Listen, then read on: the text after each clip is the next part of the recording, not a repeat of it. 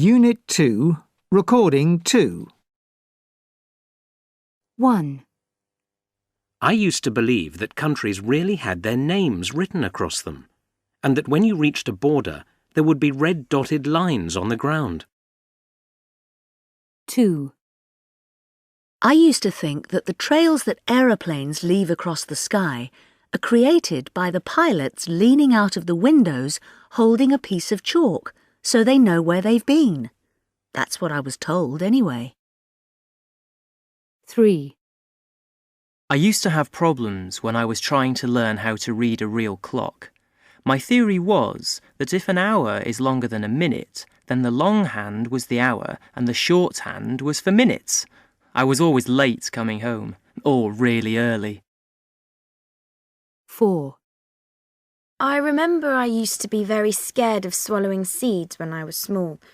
Once, when I swallowed a lemon pip, I refused to open my mouth in the morning because I thought that the branches of the lemon tree that had grown in the night would come out.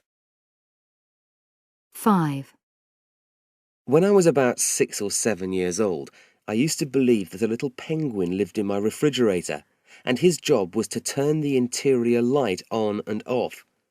I used to sit and open the fridge repeatedly, trying to catch him doing it. 6. For some reason, I used to think that there was a big red button in the middle of the president's desk, and if he pressed it, the whole world would explode. I also thought that it wasn't very well guarded, and I always worried that he would accidentally lean on it. 7. One time when I was about to pour a drink from a bottle of Diet Coke, my sister said, "You know, Diet Coke turns you into a skeleton if you're not fat." I was terrified. Unfortunately for me, her lie worked, and I didn't drink any diet drinks until I was in my teens. 8. When I was a child, I couldn't understand how a radio made in Japan could play songs in Spanish and English. If they are made in Japan, they should just be able to play Japanese songs. 9. During my first few years at school, I kept hearing that teachers have eyes in the back of their heads.